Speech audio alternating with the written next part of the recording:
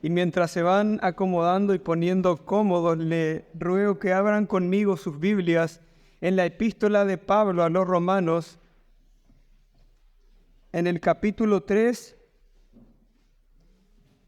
Y hoy vamos a continuar con esta enseñanza en serie que nos hemos propuesto ya desde hace un tiempo. Amén. Vamos a leer en esta mañana desde el verso 1 del capítulo 3 hasta el verso 8. Amén. ¿Lo han encontrado? Bien. Leemos entonces la palabra del Señor que dice: ¿qué ventaja tiene pues el judío? ¿O de qué aprovecha la circuncisión? Mucho en todas maneras. Primero, ciertamente que les ha sido confiada la palabra de Dios. Pues que si alguno de ellos han sido incrédulos, ¿su incredulidad habrá hecho nula la fidelidad de Dios? De ninguna manera. Más bien sea Dios veraz y todo hombre mentiroso, como está escrito, para que seas justificado en tus palabras y venzas cuando fueres juzgado. Y si nuestra injusticia hace resaltar la justicia de Dios, ¿qué diremos? ¿Será injusto Dios que da castigo? Hablo como hombre. En ninguna manera. De otro modo, ¿cómo juzgaría Dios al mundo? Pero si por mi mentira la verdad de Dios abundó para su gloria, ¿por qué aún soy juzgado como pecador? ¿Y por qué no decir, como dicen, como se nos calumnia, y como algunos, cuya condenación es justa, afirman que nosotros decimos, hagamos males para que vengan bienes? Bien, mis hermanos, el apóstol sigue escribiendo su carta, esta carta que gira en torno a un tópico, a un tema principal que es la doctrina evangélica, o bien el Evangelio de Cristo con todas sus implicancias. En esta sección que nosotros ya arrancamos desde finales del capítulo 1 y hasta estos versículos que acabamos de leer, y de hecho él se va a extender un poco más en el 3, él está desarrollando lo que nosotros podemos denominar o llamar llamativamente la mala noticia. ¿Y por qué digo la mala noticia? Bueno, mis hermanos, porque el Evangelio de Cristo, la buena noticia, viene acompañada necesariamente de una mala, de hecho muy mala noticia inicial. Porque piense amigo, piense hermano, ¿qué sentido tiene ofrecerle un antídoto a quien no está envenenado, ofrecerle pan a aquel que está saciado? Ninguno, ¿verdad? De la misma manera, hermanos, si el hombre no estuviese en un enorme problema para con Dios por causa de su pecado, la venida de Cristo a esta tierra, su venida y obra, no tendría ningún sentido. Uno le presentaría a Cristo como un Salvador y la persona te respondería, ¿pero Salvador de qué? Yo no necesito un Salvador si para mí está todo bien. Yo no estoy en ningún problema. Muchas gracias, pero yo paso. Eso es lo que ellos dirían. Por esta razón, este es el punto de partida del Evangelio, esta mala noticia. Solamente entendiendo la mala noticia, el problema en el cual se encuentra el ser humano, Cristo se vuelve una solución para el hombre necesaria e imperante. Es por eso que Pablo desarrolla esto. Y en este capítulo mismo, él nos proporciona un resumen de lo que ha venido haciendo. Fijen su mirada en el verso 9 de este capítulo 3 que acabamos de leer. Pablo, desde la segunda parte del verso, él hace una afirmación que es como un resumen de lo que él ya ha hecho. ¿Qué dice? Pues ya hemos acusado a judíos y a gentiles que todos están bajo pecado. En primer lugar, lo que ha hecho Pablo a finales del capítulo 1 es dirigirse a los gentiles inmorales, aquellos que no creen en Dios y mucho menos en su ley, que viven de espaldas a Él, y le ha dicho: sobre ustedes está la ira de Dios.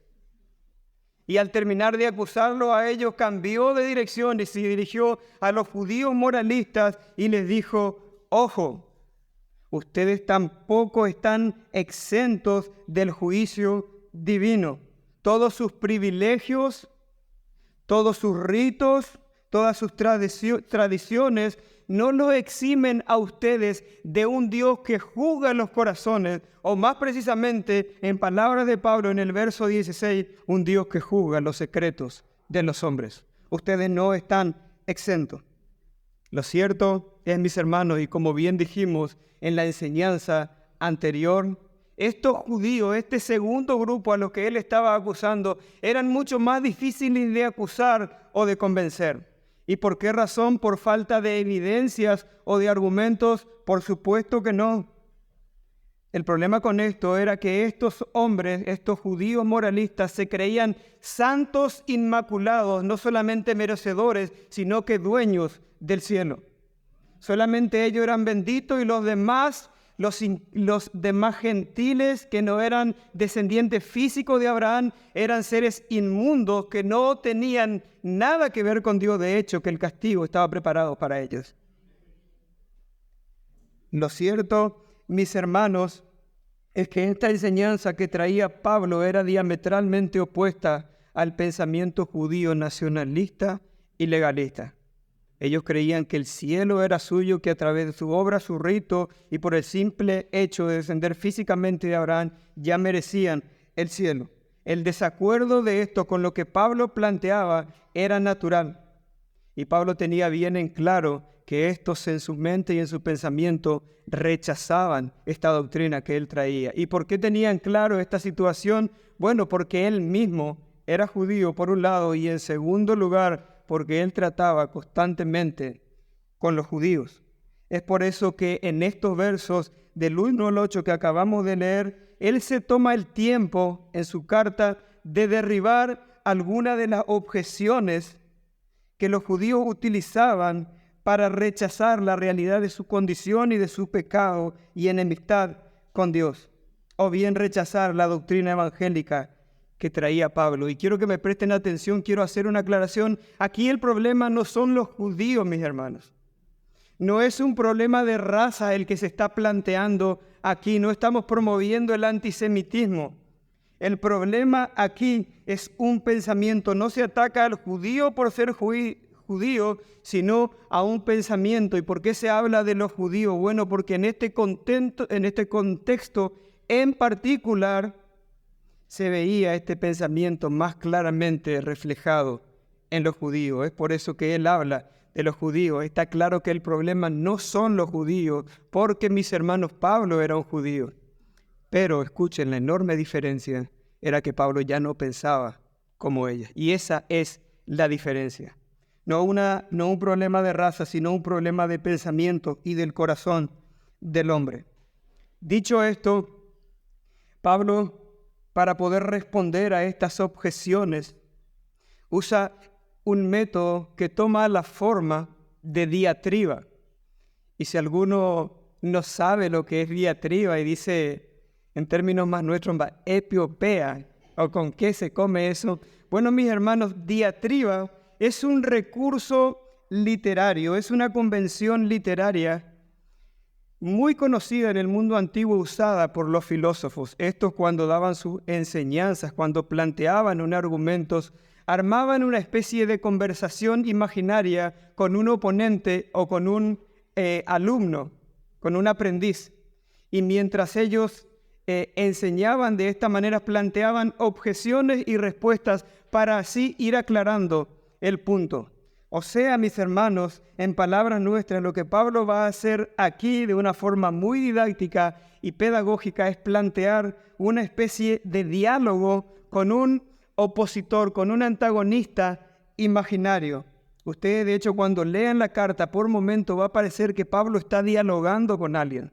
Eso nosotros ya lo pudimos ver en los primeros versos del capítulo 2, como Pablo pareciera ser que está dirigiendo directamente a alguien. De hecho, el comentarista James Dunn, comentando estos versos, él dice que aquel con quien Pablo imaginariamente está hablando es con él mismo, pero con su yo del pasado, con aquel Pablo que era llamado Saulo, que era un judío enemigo del cristianismo. Así que en esta charla imaginaria que ahora nosotros leímos y que vamos a estudiar, nosotros vemos que este oponente ficticio plantea 4 objeciones a la enseñanza, a la doctrina evangélica que enseña Pablo. Y es esa, mis hermanos, la estructura de la enseñanza de esta mañana. 4 objeciones o 4 argumentos contra el Evangelio. Dicho esto, vamos entonces a la primera objeción y es necesario, mírenme a mí, ya vamos a leer la Biblia, de hecho es la Biblia lo que se enseña, no mis palabras, pero quiero que entendamos la pregunta, porque necesariamente primero tenemos que hablar del contexto para poder entender la pregunta, porque esta pregunta es una consecuencia decanta de lo que Pablo viene enseñando.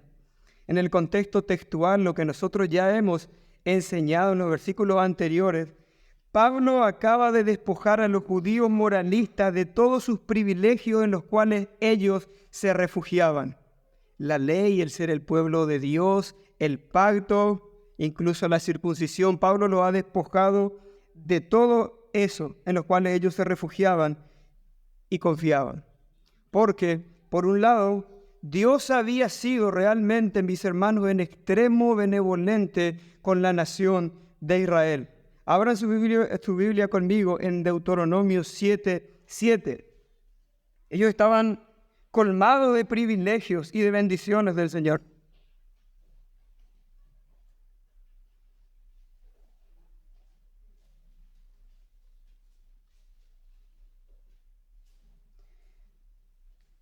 No por ser vosotros más que todos los pueblos os ha querido Jehová. Os ha escogido pues a vosotros, y os ha escogido, pues vosotros erais el más insignificante de todos los pueblos, sino por cuanto Jehová os amó.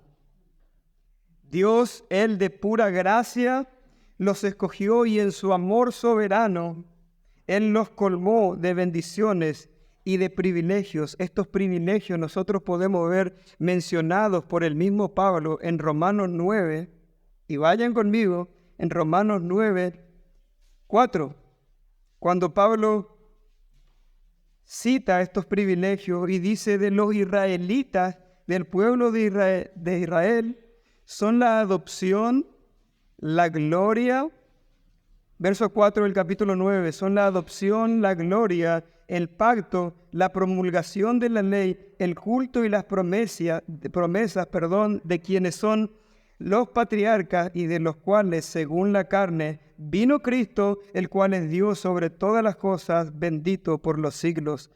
Amén. Lo cierto es que esta enorme lista de beneficios y de privilegios, Pablo le ha dicho que para ellos, en cierta forma, no les sirve de nada el llevar el título honorífico de judío, el ser parte del pueblo y estar en el pacto con Dios, el tener la ley, el conocer su voluntad, incluso el llevar una marca, una señal en la carne como la circuncisión de identificarse con el pacto, no los libraba a ellos del castigo divino, sino que por el contrario, el tener todos estos privilegios, mis hermanos, los ponía en ellos en una posición de responsabilidad muy grande. Ellos estaban también expuestos al castigo si ellos no utilizaban estos privilegios de la forma correcta. Como bien él les dice en el verso 5 del capítulo 2, si ustedes no le dan el sentido y el uso correcto, en realidad todos estos privilegios los condenan a ustedes, porque él les dice, ustedes atesoran ira para el día de la ira. En otras palabras, ustedes, teniendo todos esos privilegios, si ustedes no le dan el sentido y el uso correcto, ustedes lo que están haciendo es cargar condenación a su cuenta, porque tienen todo y porque lo desprecian y no lo utilizan, ni le dan el sentido que deben tener. Y la pregunta que surge de esta enseñanza que hace Pablo, y que no solamente le surgió a esos judíos o al mismo Pablo en su momento, cuando comenzó a darse cuenta que los privilegios por sí mismos no salvaban, o que incluso le pudo pasar a ustedes mientras enseñábamos en el domingo antepasado. Entonces, ¿Para qué Dios da todos estos privilegios si al final no sirven de nada? ¿Para qué sirve la ley, la circuncisión, todo lo que el Señor dio si al final nosotros no tenemos ninguna diferencia con los gentiles? A ver, Señor, nos diste un montón de privilegios, nos colmaste de bendiciones, pero que en definitiva no sirven de nada. Al final estamos iguales que los gentiles, inmorales, expuestos al juicio, al castigo divino. Es esa la primera pregunta de esta mañana. Fijen su mirada en el verso 1 del capítulo 3 de Romanos.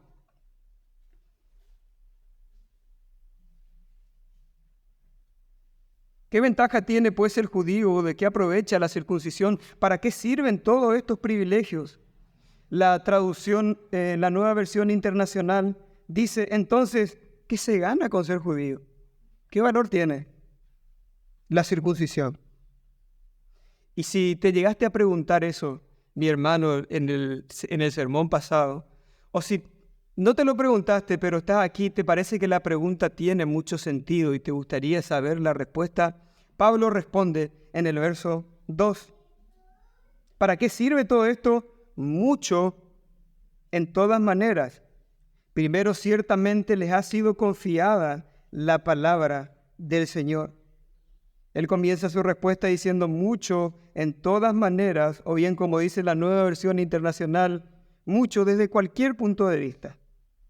Pablo, muy lejos de retroceder de su enseñanza y de decirse, en lugar de decirle, no, la verdad que parece que es lógico lo que están diciendo, yo me equivoqué. Creo que voy a cambiar, voy a tratar de arreglar mi enseñanza. Pablo no se desdice, de hecho, al contestar de una, él reafirma todo lo que ha enseñado y pasa a responder. Y en su respuesta dice, primero. Y pareciera ser que él va a hacer una larga lista de cosas. Cuando uno dice primero, mayormente es porque vienen otros puntos detrás, segundo, tercero, cuarto. Pero llamativamente, él solamente nombra una sola cosa. Y hay algunos que unen esta lista que él dice primero con el verso 4 del capítulo 9 que nosotros acabamos de leer, donde él nombra los otros privilegios. Pero lo cierto es que aquí él solamente nombra uno y no va más allá. Pero Pablo no estaba equivocado, esto era intencional. ¿Y por qué era intencional? Porque él le estaba dando un lugar primordial a las Escrituras. ¿Y por qué le estaba dando un lugar primordial por encima de todo lo otro a las Escrituras? Porque en las Escrituras, mis hermanos, están contenidos todos los oráculos sagrados, todos los privilegios y bendiciones que Dios le había confiado a ella. Ella es nada más y nada menos que la voluntad de Dios revelada. Y ningún otro pueblo, ninguna otra nación en la tierra tenía este enorme privilegio, esta información tan alta e inestimable en valor. Díganme si esto no es un privilegio. El omnisciente Dios, aquel que sabe todas las cosas, de todo dando su consejo, revelando su gloriosa e infinita sabiduría a criaturas limitadas. Díganme ustedes si eso no es un privilegio. Ellos tenían nada más y nada menos que el consejo de aquel Dios que sabe todas las cosas en sus manos. Y ese es de por sí un enorme privilegio que ni siquiera se debiera de dudar de eso.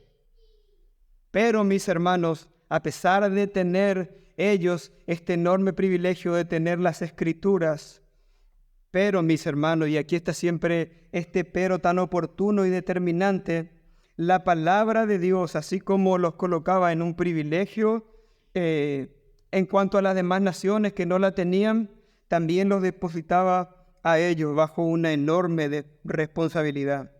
Ellos creían que el simple hecho de tener la ley, de tener las Escrituras, ya lo beneficiaba, como si fuesen las tablas o si fuese el libro, una especie de objeto mágico. Y el valor de las Escrituras no reside, mis hermanos, en su aspecto físico, en sus características físicas, sino en lo que ella dice en su mensaje, en lo que ella enseña y manda a los hombres. Es como mi Biblia que tengo aquí en esta mañana. Poder acceder a ella para mí es un enorme privilegio, sin duda alguna. Salomón llega a decir, cuando finaliza su libro de Eclesiastés, él dice que aquí en este libro nosotros encontramos nada más y nada menos que el todo del hombre, lo más importante para el hombre. Pero lo cierto es que así como yo tengo este privilegio, si yo no atiendo a las palabras que hay en este libro, ellas pierden valor para mí, pierden totalmente su valor. Y en lugar de bendecirme a mí, me maldicen. ¿Por qué? Porque yo teniendo esto me hago aún más culpable y responsable. ¿Por qué? Por tener la palabra del Señor a mi alcance y por si no hago caso, por menospreciarla y no atenderla. Como bien dice el mismo Cristo, al que más se le da, más se le va a pedir. Y sí, mi hermano, si usted tiene acceso a una Biblia, tú que estás en esta mañana, que asistes por año, incluso hay algunos que tienen varias Biblias, si tú puedes acceder a una Biblia, ya sea en formato digital o físico, pero la tienes ahí, empolvada, sin uso, nueva, intacta, 0 kilómetros, así como tú eres bendecido por tenerla, estás bajo una enorme responsabilidad. Y si tú la tienes ahí y no la prestas atención, si está ahí guardada, empolvada como un libro más, como un adorno más sobre una repisa, quiero decirte dos cosas, mis hermanos, aunque parezca antipática, pero es mi obligación. Es necesario que si tú tienes de esa forma la Biblia, tú autoevalúes tu fe y tu pensamiento respecto a las Escrituras. Yo te pregunto, y hazte esa pregunta, ¿es realmente para ti la Biblia la palabra de Dios? Escucha, ¿es para ti la palabra de Dios? O sea, la palabra más alta, el consejo más alto, la sabiduría más inigualable, la filosofía incomparable. ¿Es eso para ti las Escrituras, la Biblia? Yo espero que sí, porque si tú no atiendes a esas palabras, en segundo lugar, quiero decirte que hay otra cosa que afirma este libro, que Dios tarde o temprano llamará a cada uno a dar cuentas. Y sí, también a los cristianos por cómo administraron sus bondades. Absolutamente a todos. ¿Es para ti la palabra del Señor? No uses, mi hermano, la Biblia como un objeto mágico. Hay quienes no leen las Escrituras, pero la ponen debajo de su almohada para no tener pesadillas. No use de esa manera la Escritura. La Escritura no está para ponerla detrás del volante, en el tablero del auto, para ser guardada en la ruta. Este no es un objeto mágico que ustedes pueden lanzar conjuros con esto. Ese no es el tipo de protección que puede darte este libro. La protección real y verdadera que te ofrecen las Escrituras es si tú te acercas a ella en humildad y en fe, sometiéndote al Evangelio y reconociendo tus pecados, aceptando todo lo que Dios dice a través de su palabra, ciñéndote de aquella que es llamada el escudo de la fe. Ese es el tipo de protección que te puede dar, que Santiago dice en su epístola en el verso 7 del capítulo 4, someteos pues a Dios, someteos a su palabra, abrácense a ella y resistan al diablo y él huirá de vosotros. Ese es el tipo de protección que pueden darte las Escrituras, solamente accediendo a ella en fe y obediencia. Y continuando con nuestra enseñanza, alguno podía a esta altura decir, bueno, Gabriel, vos lo que me estás diciendo es que al final de cuentas la cosa depende de mí, de los seres humanos. Porque, bueno, vos estás diciendo que la incredulidad y la desobediencia de los judíos anuló las promesas del pacto de Dios. Porque todo lo que el Señor les dio, las promesas, la circuncisión, la ley, quedan sin valor por un corazón incrédulo. O como Pablo bien dice en el capítulo 2, por un corazón incircunciso. Al final de cuentas, la fidelidad de Dios, Pablo, depende de los hombres. ¿Les parece lógica la pregunta? Y fíjense, de hecho, esa es la pregunta, la segunda pregunta de la enseñanza de esta mañana en el verso 3 de Romanos, en el verso 3 de Romanos 3. Pablo dice, pues que si alguno de ellos han sido incrédulos, su incredulidad habrá hecho nula la fidelidad de Dios. Y Pablo responde y comienza de una manera tajante y rotunda, de ninguna manera, no, ni se te ocurra decir o pensar siquiera semejante disparate. La Nueva Versión Internacional dice, por supuesto que no, ni lo menciones.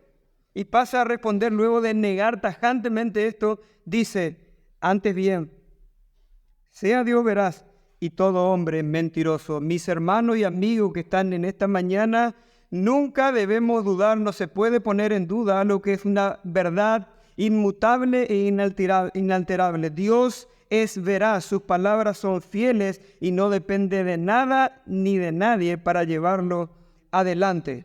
¿Por qué? Porque Dios, por un lado, es todopoderoso. Nadie puede decirle, no hagas esto o no vas a hacer eso que cumpliste. Y en segundo lugar, Él es inmutable, no va a cambiar de parecer. No es que Él hoy te dijo, te voy a salvar y mañana va a decir, la pucha, me arrepiento. Creo que voy a cambiar de parecer. No, sus palabras son seguras y son fieles. Él es veraz. El salmista en el Salmo 135:6 dice, todo lo que quiso Jehová. Salmo 135:6 dice, todo lo que quiso Jehová ha hecho en los cielos y en la tierra, en las mares y en todos los abismos. El Señor no depende de nadie y mucho menos de los hombres que son engañosos y mentirosos por naturaleza. Esta cualidad tan extraordinaria de la divinidad, lejos de ser anulada por la injusticia de los hombres, es más bien resaltada, porque en contraste con la injusticia y maldad de los hombres, Dios sigue siendo justo, fiel y santo. Y entonces lo que hace la maldad e injusticia de los hombres, lo que hacen en cierta forma, es resaltar aún más su gloriosa justicia, bondad y perfección. Y Pablo continúa y dice, y cita, el Salmo 51:4 en las palabras de David, y dice, para que seas justificado en tus palabras y venzas cuando fueres juzgado. Y yo uso mucho la Nueva Versión Internacional, porque si bien a veces no estoy de acuerdo con mucho, a veces usa un lenguaje que es mucho más entendible. Y escuchen cómo ella traduce esta parte del verso. Ella dice, tu sentencia es justa, lo que Dios dice es justo, lo que Él determina, y tu juicio es irreprochable. Es eso lo que está diciendo el verso. En este salmo David estaba reconociendo el enorme pecado que había hecho. Estaba reconociendo su pecado y su maldad, y en contraste estaba resaltando la justicia de Dios independientemente de su pecado. Y préstenme atención, comentando esto, John Murray dice, lo que Pablo intenta al aplicar las palabras del Salmo 51 es hacer el siguiente paralelismo, que si el pecado, o sea, de David, su maldad, no anulaba la justicia de Dios, sino que la resaltaba, tampoco la incredulidad de los judíos, la incredulidad y el engaño de los hombres pueden anular la fidelidad y la veracidad de Dios. O sea, mis hermanos, como ya dijimos, de ninguna forma la maldad de los hombres afecta alguna, ni siquiera una de las perfecciones de la divinidad. Dios será fiel a sus promesas en Cristo, por un lado, para con los creyentes. Nadie va a impedir eso, ni el cristiano con su carne que es enemiga, ni el mundo, ni el propio Satanás con todas sus huestes va a poder frenar lo que Cristo le prometió a sus escogidos en Cristo, para todos aquellos que se arrepintieron y abrazaron a Cristo como su Salvador. Ellos están seguros en Cristo. Dios lo prometió y Dios lo va a cumplir. Por otro lado, Dios también será fiel a sus palabras, condenando a los incrédulos que han rechazado a su Hijo, al único que podía conseguirle el perdón de todos sus pecados y la vida eterna. Dios será fiel a su palabra, ya sea salvando a los cristianos, a los creyentes, o condenando a los incrédulos. Podemos decir de una forma más poética, mis hermanos, que la luz de la fidelidad de Dios brilla aún más, de una forma más potente, en la oscuridad de las injusticias de los hombres, como bien Pablo le dice a Timoteo, aunque nosotros seamos infieles, Él permanece fiel, Él no depende de nadie más, Él cumple con sus palabras. Por eso, mi hermano, aunque a veces la vida te golpee, aunque vengan terribles enfermedades y terribles problemas, aunque el mundo se burle de ti, escucha, las promesas de Cristo están seguras y tarde o temprano tú subirás a los cielos a sentarte a la diestra del Padre con Cristo y reinarás con Él eternamente en gloria y en gozo inefable que no tiene comparación. ¿No es motivo ese, mis hermanos, para darle gloria al Señor en esta mañana? Aunque fuésemos infieles, Él permanece fiel. Él salva a infieles creyentes y Él condena a infieles no creyentes. Eso es firme porque Él lo estableció. En Isaías 46:10, Él dice, de una forma que para nosotros los creyentes, nosotros escuchamos este verso, lo leemos y decimos, wow, gloria al Señor. Pero cuando lo escuchan los incrédulos rechinan los dientes y le da bronca. Esto no puede ser. Él dice en Isaías 46:10, mi consejo permanecerá y haré todo lo que quiero. Ese es nuestro Dios. Haré todo lo que quiero. Y es aquí, mis hermanos, donde surge la tercera objeción de esta mañana.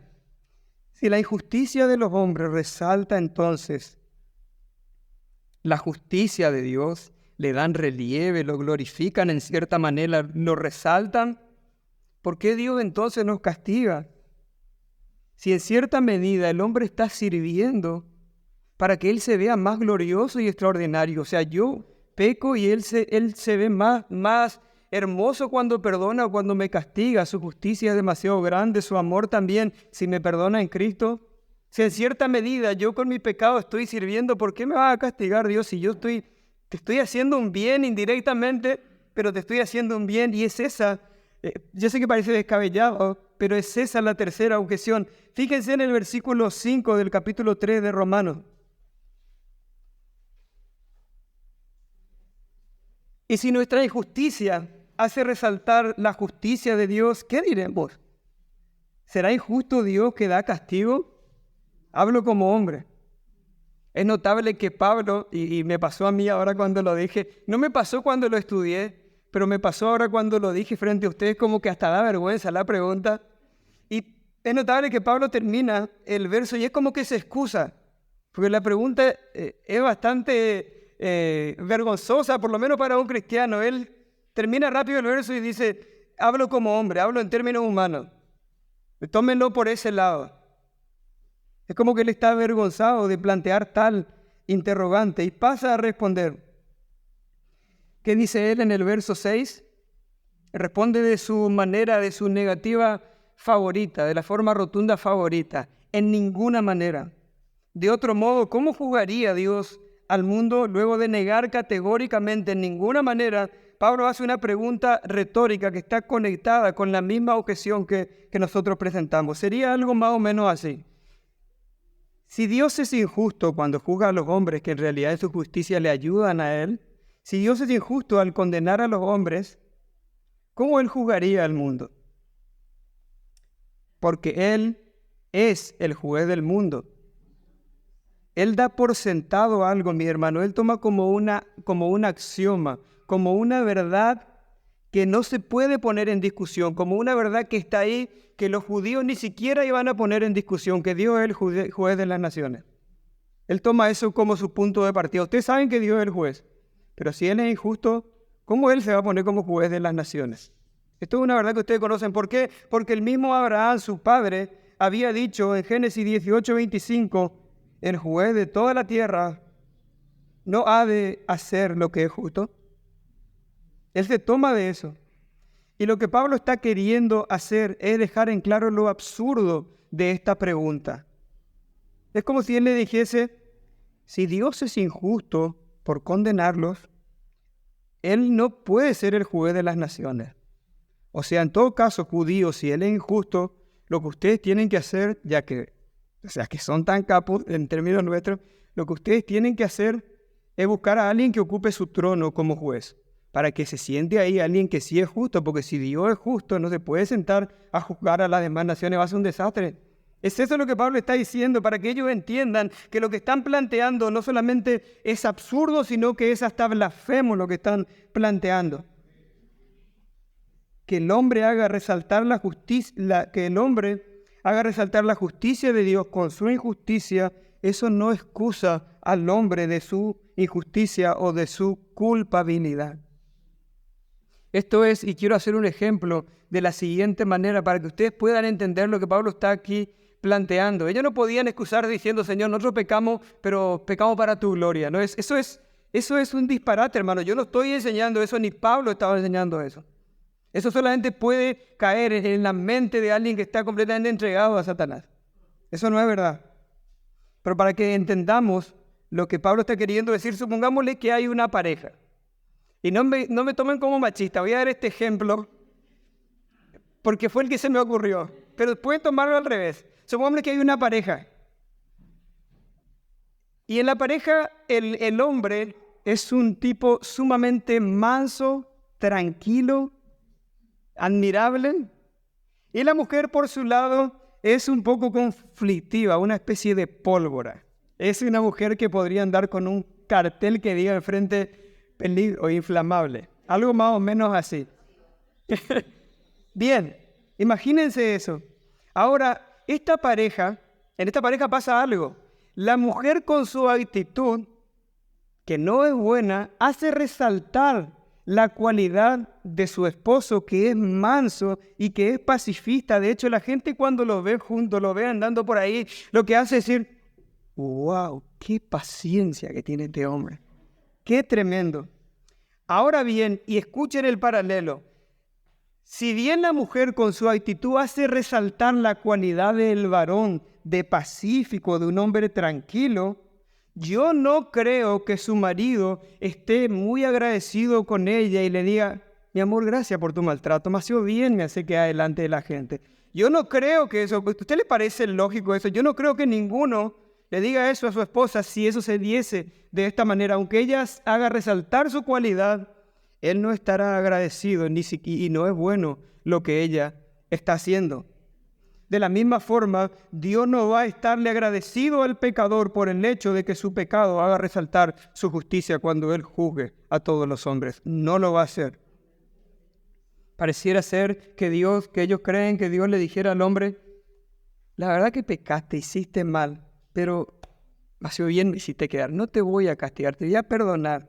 Porque al final fui glorificado, al final fui admirado, fui reverenciado. Gracias a tu pecado. Eso es absurdo. No tiene ningún sentido la pregunta. Pero no era algo que Pablo se estaba inventando, un disparate que Pablo se estaba inventando, sino que era algo que evidentemente saltaba o surgía cada vez que él enseñaba este evangelio. Eran cuestionamientos comunes de los judíos, porque fíjense en el verso 7 de este capítulo 3 de Romanos. Pablo sigue y en el verso 7, que está conectado a esta pregunta que acabamos de hacer, dice, pero si por mi mentira la verdad de Dios abundó para su gloria, ¿por qué aún soy juzgado como pecador? Dice este judío imaginario, Dios, yo obro mal, pero según Pablo, según lo que él enseña, no lo digo yo, pero voy a tomarme de él, esto resulta para tu gloria, estoy obrando mal, pero para ti. Está bien, Pablo, según entiendo, es eso lo que voy a enseñar. Y fíjense el verso 8 lo que dice. ¿Y por qué no decir, como se nos calumnia y como algunos cuya condenación es justa afirman que nosotros decimos, hagamos males para que vengan bienes? La enseñanza de Pablo era que todos los judíos, como también los gentiles, estaban bajo pecado, expuestos al juicio divino. Pero, y no terminaba ahí la enseñanza de Pablo, pero que ese Dios, por pura gracia, y préstenme mucha atención, todos los seres humanos son pecadores, y eso es lo que enseñaba Pablo, judíos y gentiles, pero no terminaba ahí, esa era la mala noticia, y ahí viene la buena, pero ese Dios, por pura gracia, proveyó una salida a través de la obra redentora de su Hijo, ya que en Él, en Cristo, se ofrece absolución y justicia a todos los que crean en Él. Y sí, y nada más, a los que creyeran en Él. Pablo va a decir después, sin las obras de la ley y sin las obras de la ley. Como bien él dice en el verso 17 del capítulo 1, el justo por la fe vivirá. Simplemente eso, confiar y abrazar a Cristo. que Pablo, el justo por la fe vivirá, que no hay que hacer nada. No hay que hacer nada para ser salvo, para alcanzar la vida eterna. Eso es imposible, Pablo. Entonces, si el Evangelio es por gracia, Dios nos lo regala a través de a Cristo simplemente por creer. Yo ya puedo irme al cielo, entonces vamos a pecar nomás ya. ¿No le parece conocida ese argumento? Si el Evangelio es por gracia, entonces vamos a pecar nomás ya. Y es increíble lo llamativo de esto, porque es eso lo que Pablo dice, que a ellos se les calumnia y se dice el Evangelio que ellos presentan. Al Evangelio, a la doctrina que Pablo enseñaba, a ellos que le decían, entonces lo que vos enseñás, hagamos males para que vengan bienes. Seamos pecanos allá, si total la voz es salvo, Dios es fiel, viva la pepa. ¿Es eso lo que vos estás enseñando? Por supuesto que no. Pablo había hablado, mis hermanos, de que este Evangelio era un poder de Dios que transformaba. No era un poder de Dios que simplemente perdonaba los pecados y lo dejaba a los seres humanos en su pecado revolcándose, sino que era un poder de Dios que perdonaba los pecados, que levantaba a los hombres del pecado, que los sacaba de esa esclavitud y que ahora en amor ellos obedecerían su ley y le servirían. Ese es el Evangelio que presenta Pablo. Yo no estoy enseñando en esta mañana antinomianismo y libertinaje, que aquel que cree ya no debe hacer nada. De hecho, para salvación es eso, sin duda alguna. Aquel que cree será salvo, así como el pecador de la cruz, que se fue con sus manos vacías, sin ninguna obra, pero se fue revestido de la justicia de Cristo a la eternidad y fue salvo. Así también los creyentes que no mueren luego de creer deben en su vida demostrar que realmente el poder del Evangelio operó en ellos y los libró del pecado, que hay un cambio real que el Evangelio produjo en ellos. Las obras entonces no son el motivo por el cual el creyente es salvo, sino que son las consecuencias de la salvación que Dios le ha dado por medio de la fe en Cristo. Y lo llamativo de esto es que a esta última objeción, que es casi una burla, entonces Pablo, hagamos lo que se nos antoje, hagamos males para que vengan bienes. A esta objeción ya el apóstol Pablo ni siquiera se toma el trabajo de responder. Él simplemente atina a decir cuya condenación es justa. Cuya condenación. Deja de dar vuelta, judío. Deja de dar vuelta, paraguayo, argentino, brasilero, quien quiera que seas tú que rechazas el Evangelio, que pones un sinnúmero de objeciones y de preguntas a la verdad de Cristo. Deja de dar vuelta, tus preguntas no son sinceras. A ti no te interesa la verdad, no hay un deseo genuino de conocer si esto es verdad o no. Tú lo que quieres es escapar, tú lo que quieres es quitar del lado de la verdad aquella realidad que te presenta la palabra de Dios, de que tú estás en el banquillo de los acusados bajo la ira de un Dios justo, que si no te arrepientes tarde o temprano te va a destruir y que en su palabra afirma que está todos los días airado contra los impíos. Esa es la verdad que dicen las Escrituras. Si tú no te arrepientes tarde o temprano, vendrás a presentarte delante del juez justo, aquel que dice que él no dará por inocente a los culpables. Deja de dar vuelta, judío, deja de dar vuelta, encarnaceno, posadeño, quien quiera que seas tú. ¿No te das cuenta que estás en un terrible problema? Escucha, mi amigo y mi amiga que viniste en esta mañana, que estás escuchando. Dios en su palabra te advierte.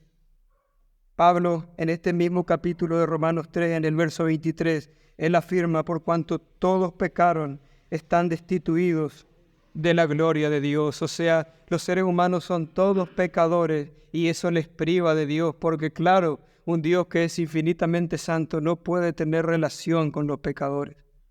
No puede.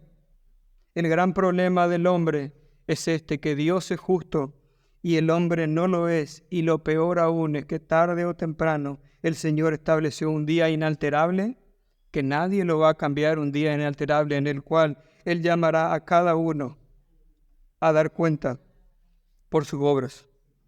Y mientras oye esto, amigo, que está aquí en esta mañana o que después van a escuchar a través de los audios de las redes sociales, si tú estás escuchando esto, quien quiera que seas tú, y te cruzas de brazos y dices, bueno, ya veremos si eso es verdad o no, prefiero comprobarlo. tengo mucho para vivir. Si tú quieres hacerlo, puedes hacerlo. Puedes esperar aquel día y comprobarlo. Puedes llegar aquel día cargando con tus obras a rendirle cuenta a Dios. Pero recuerda que aquel Dios que va a juzgarte, no va a juzgarte como tu abuelita, como tu vecino, y no dirá demasiado bueno con eso. El Dios que va a juzgarte, dice su palabra, que es un Dios que conoce hasta las intenciones de los corazones. Es eso lo que será pesado aquel día, no solamente lo que hiciste, sino también lo que pensaste, deseaste en tu corazón y en tu mente. Todo eso estará presente aquel día y los libros serán abiertos. ¿En serio quieres llegar a aquel día con tus obras sin poder solucionar en esta vida, en tanto que se dice hoy hay solución para ti? Hoy tú puedes conseguir el mejor de los abogados, que es Cristo Jesús.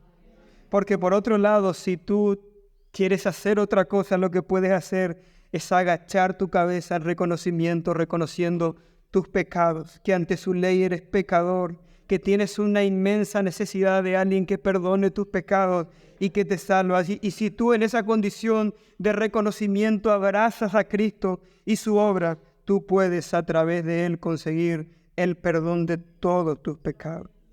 Hazlo, amigo, y aquel día te presentarás ante el tribunal cósmico y ya no en tu propia justicia, sino revestido de la justicia de Cristo. Y no habrá castigo en tu contra. ¿Saben por qué? Porque el acta de los decretos que te era contraria, Cristo ya la clavó en la cruz del Calvario. Eso es lo que le dice Pablo a los Colosenses en el capítulo 2 y en el verso 14. Lo que Cristo hizo en la cruz del Calvario con cada uno de ustedes, para vos, Haider, para vos, Marisol, para vos, Marta, para cada uno de aquellos que se han arrepentido y han abrazado a Cristo, es clavar sus pecados en la cruz y decir: está pagado y está pagado con mi sangre. No puede el mundo, no puede Satanás y no puede nadie demandarme por él. Yo lo salvé, yo lo compré con mi sangre. Es eso lo que dice este verso. Y Pablo en el verso 1 de Romanos 8 va a decir de manera contundente, un verso de lo más hermoso que hay en las Escrituras: ninguna condenación hay para los que están en Cristo. Amigos que están en esta mañana, puede que tú no entiendas mucho de lo que yo dije, pero tú solamente tienes que entender dos cosas. Luego el Señor en su bondad hará su obra en ti y entenderás mucho más. Tú debes entender en primer lugar que Dios en su palabra te dice que tú eres un gran pecador, pero por otro lado este libro afirma otra cosa, que Cristo es un gran Salvador.